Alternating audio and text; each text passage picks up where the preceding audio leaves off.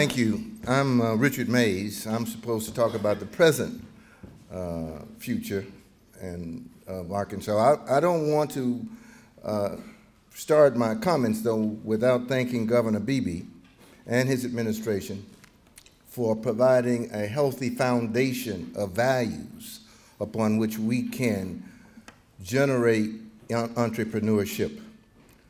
I have 2 points, and I stand here to talk about entrepreneurship because I stand on the shoulder of Barnett G. Mays, who was my father. And I start out with 2 principles that I learned from him. First, in business, you don't get what you deserve. You get what you negotiate. Remember that. You don't get what you deserve. You get what you negotiate. And you don't negotiate unless you have some leverage. And leverage comes from education and experience and, above all, preparation. My father started as a waiter, and he learned how to wait tables, and he had a father-in-law who gave him a little money to go into the restaurant business. After he went into the restaurant business, he was working, and a real estate guy came by and said, "Look, Barnett, I got a guy that I want you to show a house to. I'm going to be out of town for 3 days. Will you take him by and show him this house?" My father did so. About 3 months later, he got a check in the mail, he said, for $600. He said, "I know I need to be in that business." And he became a real estate broker. And then, as a real estate broker, some developers came to him and they were looking for land. And he identified some land, and HUD had some housing projects, and he met the regional director. And he said, "Mays, you got good communication skills. You know a lot of people around here. Why don't you get with the AME Church and some other landowners and develop some multifamily projects?" Which he did. And he also happened to manage those projects. And he ended up developing about 9. And so he became a project manager, multifamily project manager, which generated income when you're not in a position to sell a house every day. And then finally, he met another gentleman who wanted to develop some housing over in North Little Rock. And they together, he and another white young man, developed one of the first housing developments over there by his multifamily project. I remember when I was a kid, I shouldn't say a kid, I was younger, and I was working at his restaurant. I was going to Howard University. I had some things I had to do that night. When I came in for the summer, I worked in the restaurant. And I had to leave. I wanted to leave because I had something to do, and we didn't have that much business. It was about 12 o'clock. I asked my father, "Look, Daddy, can I leave a little early? I got something to do." He said, "Oh, sure, son, you can." And about 5 minutes to 12, 2 couples came in. And I said, "Oh." And I walked over to serve them, and they seemed to have trouble deciding what they wanted. And I think I showed a little impatience. I said, "You know, what do you want?" And finally they came up with it. And so I went over there and told my daddy. And he said, "Look, son," he said, "who sends you to school?" I said, "Daddy, you send me to school." He said, no, son." He said, "Those people over there that you just treated like crap send you to school. And if you don't go over there and apologize, they're going to stop paying your tuition." I apologize.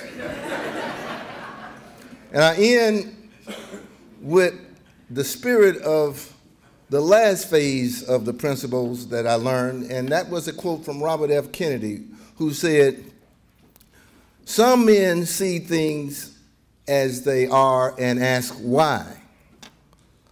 Others dream things that never were and ask why not." That's your challenge. Thank you. I You know, I watched this parade of speakers come up here, and I look around the room at a number of folks that are in the audience that aren't speaking, and a number of folks that I greeted or that greeted me when I came in, and I'm reminded of the fact that they really must not like me very much, because virtually all of them worked for me at one time or another, and now they're gone. The room is replete with people, particularly African Americans, who in one capacity or another worked on my campaign, worked on my staff, worked in various places of state government that have progressed to the point that some of them are still in state government, some of them are in the private sector, but all of them have advanced. And advanced in a way where they make more money, where they have more responsibility, where they have a greater impact. Now, you young people don't understand anything about this, but there was a guy once upon a time named Frank Broyles. There are 6 people out here who remember Frank Broyles. Anyway, he was a Razorback football coach forever and ever and ever, and he was noted for the fact that a number of his assistant coaches that he had hired and were his assistants went on to be very successful head coaches at other programs across the country. And they asked him one time about the fact that he kept losing all these assistant coaches to be head coaches elsewhere. He said he took it as a compliment. He took it as a compliment because he was able to, number one, identify that kind of talent, and then to mold that kind of talent so that they would go on for bigger and better things. And so he actually took it as a compliment that he lost all those folks. So I've adopted that philosophy. Instead of saying that they've abandoned me and they don't like me anymore and that they're traitors, I just say that I made them what they are, obviously. But I think it exemplifies what's going on in Arkansas. You give somebody a chance. That's all they need. Now, some of them will fall flat on their face. Some of them will fail. And some of them won't live up to expectations. But inevitably, you give them a chance, and they can perform in a fashion that not only reflects credit on them and on the person that gives them the chance, but then they go on to bigger and better and brighter things with additional responsibility, with an additional place in our society. And we're all richer for it. We're all better for it. We're all improved by it. Richard Mays was talking about his daddy. What you don't know is that Richard Mays, in his own right, has been a leader not just in Arkansas, but across the country. He was appointed by Governor Clinton to the Supreme Court. He has subsequently started, maintained, and created business opportunities in Arkansas and elsewhere in this country.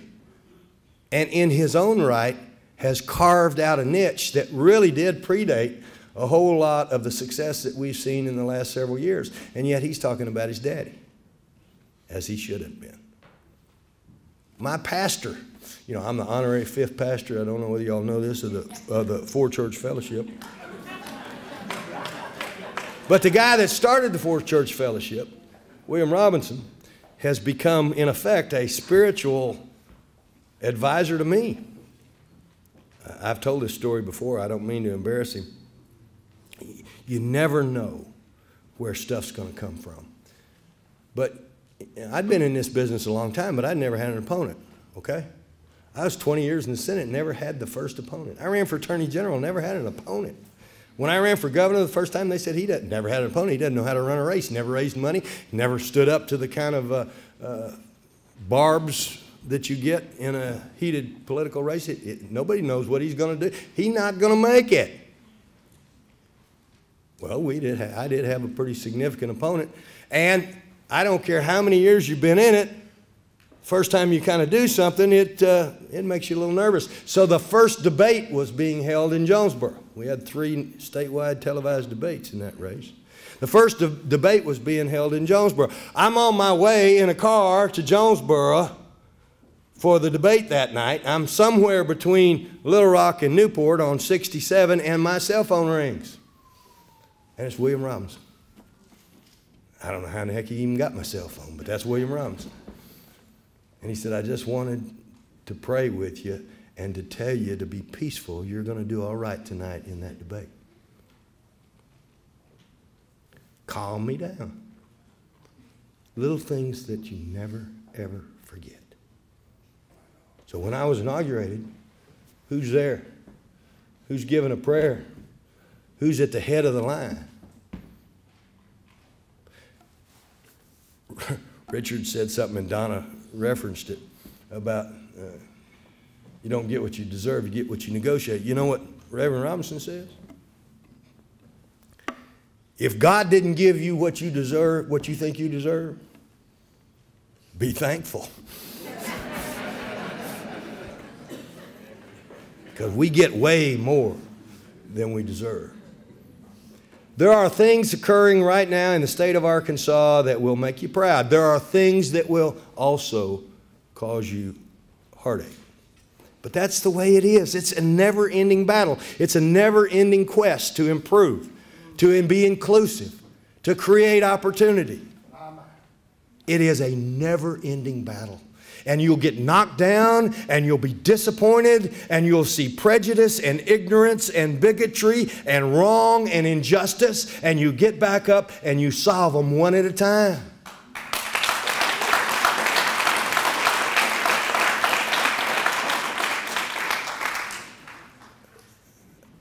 Fox doesn't need to ask me this question because I'm not going to give you any more information than I'm about to say. But as we sit here, there are people in this room working on major minority entrepreneurial activities coming to Arkansas. And if we can finalize them, there'll be even more opportunities. It happens every day with people who are leaders that care, with entrepreneurial businessmen who work and strive every day to make it better. You know, they said that we need more minority businesses, and there are people that said, well, wait a minute, you can't do that. We can't take care of that until you get an education. So minorities go get an education. So, well, wait a minute. Education's fine, but we can't do anything because you don't have experience. How do you get experience if somebody doesn't give you the first chance? There's always going to be an obstacle thrown up. There's always ways to knock down those obstacles. So we celebrate Black History Month every February, but we celebrate specifically now this whole idea of black business, minority business, entrepreneurship, and opportunity. Because what it does is it makes all of us better. It enhances all of us. It creates better economy for everybody. So whether you're an African American, or whether you're another minority, or whether you're Caucasian or anything else, you are improved and enhanced as a person as every one of those boats get lifted up. You know, my favorite president was John F. Kennedy, and we heard the quote from Robert, which is a great quote. And I was just reading the newest book by Ted Sorensen, who was his speechwriter and alter ego. And inevitably, a lot of the great prose, a lot of those great quotes that JFK was noted for were really attributed to Sorensen. Well, my deputy chief of staff isn't Ted Sorensen. Lamar Davis is never going to be confused with Ted Sorensen. But what he can do is he knows me. He knows what I like. He knows what really kind of trips my stress meter. And he brought me a quote a couple of weeks ago. Actually, it was before MLK Day. And it was an MLK quote I'd never heard. And I'll bet most of the people in this room have never heard this quote. And it's the best quote I ever heard from Martin Luther King. And that's saying a lot. That's saying a lot. So I use it every chance I get. And I'm going to close with it today. Because it transcends business. It transcends entrepreneurship. It transcends African American History Month. It transcends everything and is applicable to the whole nature of human relations. This is what he said. What is needed is a realization that power without love is reckless and abusive. And love without power is sentimental and anemic. I want to say that again because that's pretty deep. What is needed is a realization that power without love is reckless and abusive, and love without power is sentimental and anemic. Power at its best is love implementing the demands of justice. And justice at its best is love correcting everything that stands against love. Being powerful is not good enough. Being sentimental is not good enough. You have to combine a good heart with the ability to effectuate what that good heart stands for. And part of that is by including folks, educating folks, and giving them a place at the table. And once they get there, realizing that when they have that place at the table, when they have that power, they have an obligation to exercise that tough power with love. With love. So we celebrate.